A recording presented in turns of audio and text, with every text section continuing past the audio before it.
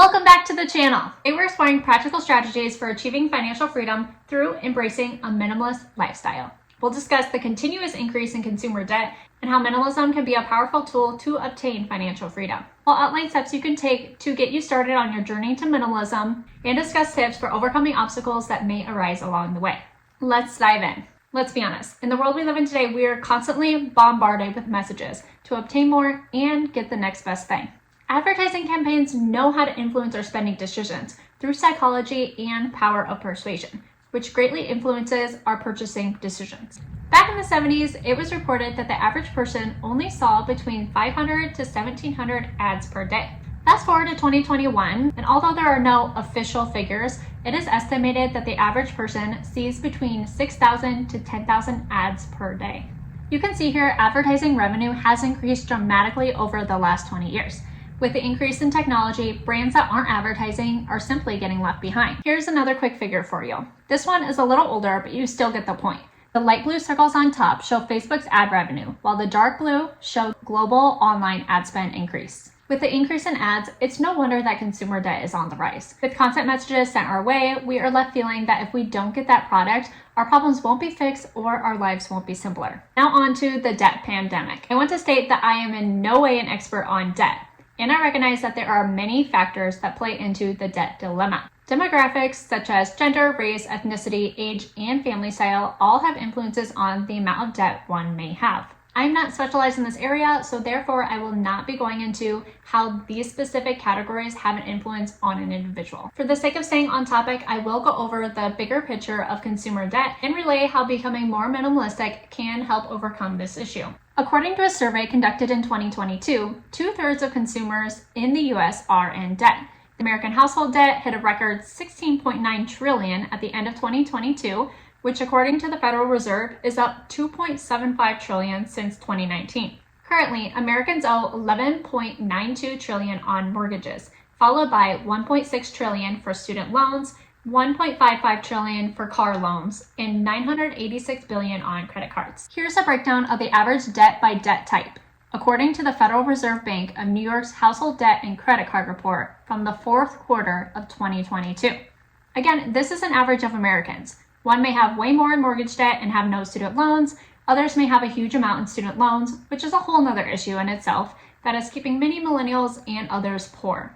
By intentionally simplifying our lives and reducing our material possessions, we can free ourselves from the financial burdens of consumerism. So let's explore the steps that you can take on your journey to financial freedom through the less is more movement. The first step on this path is recognizing and acknowledging that there is an issue at hand, an issue that requires a shift in your mindset. Now, I know some of you are thinking, I have no debt, so I'm fine. My question back to you would be, if you were to reduce your spending and spend more consciously, would that improve your life? You see, even if you don't believe that you have issues with your spending habits, I would bet to guess that you have goals that you want to achieve. Recognizing and acknowledging this will better lead you on to achieving those goals. Now, changing your habits and ways of thinking is no small undertaking. Understand that financial freedom is not about accumulating more possessions, but rather finding contentment and figuring out what truly matters to you. If you haven't thought about your goals in a while, I encourage you to do so. And remember to make them meaningful. Some financial goals may include paying off debt, building an emergency fund, or saving for long-term investments. But don't forget about your lifestyle goals as well. Maybe you dream of being a stay-at-home mom, buying a piece of land, or being able to take your family on an annual family vacation. Recognizing your spending habits may be holding you back from achieving your goals is a great first step towards your financial freedom. Next up, assessing and decluttering your possessions. Now it's time to assess your possessions and declutter your life. You may be asking, what does decluttering have to do with achieving financial freedom? Well, studies show time and time again that a decluttered environment improves your mood, reduces stress, and increases productivity. Not only that, but by decluttering your home, you will quickly come to realize just how much excess you have that you could live without. For me, the more I decluttered, the more free I felt.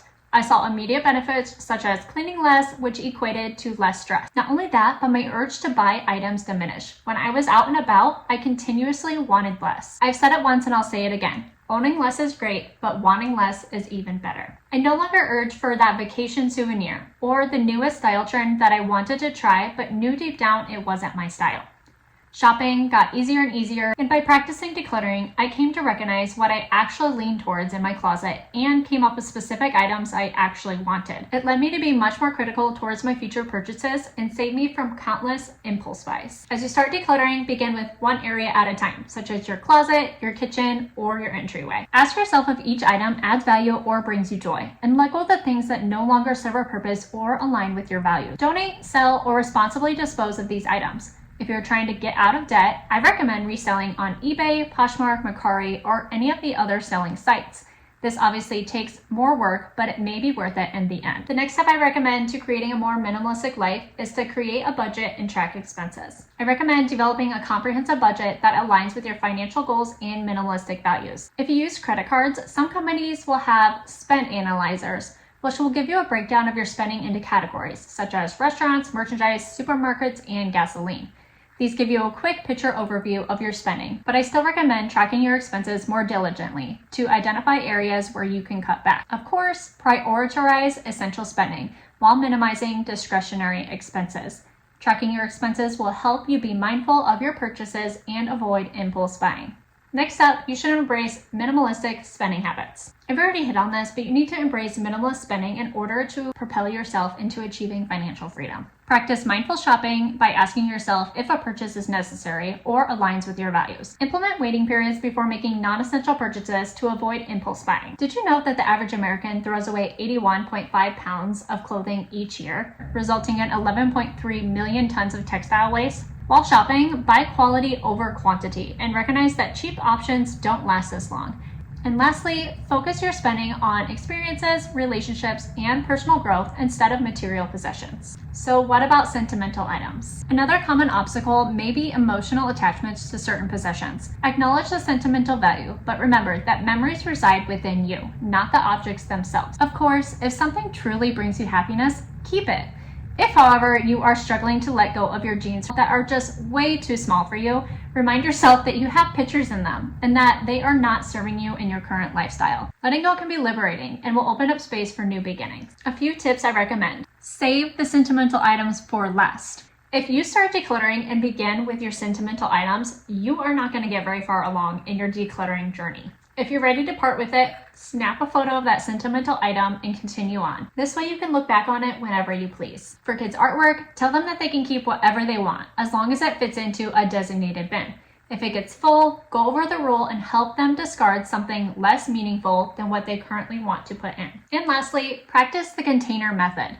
You can have as many clothes as you please, as long as they fit in your closet. The same with books on a bookshelf and toys in a toy bin. Now, here's the fun part of your journey: building wealth and embracing abundance. As you progress on your minimalist journey, redirect the resources that you have saved towards your financial freedom. Pay off debts, invest in appreciating assets, and contribute to your retirement accounts. Of course, you don't have to go the minimalist route at all. Some will tout that all you have to do to pay for the lifestyle you want is to increase your income. While I 100% agree in finding a better paying job to take care of you financially, I still believe that embracing minimalism is a route for a more fulfilling life. Embracing minimalism not only puts money back in your pocket, but it can lead to more family time, better relationships, and overall a more fulfilling life. Congratulations, you've made it to the end. Remember, it's not about depriving yourself, but rather prioritizing what is important to you in your life. Stay committed to your goals, overcome obstacles, and embrace the sense of abundance that comes from living a minimalistic life. If you found this video valuable, don't forget to like and subscribe for more insights and strategies on intentional living.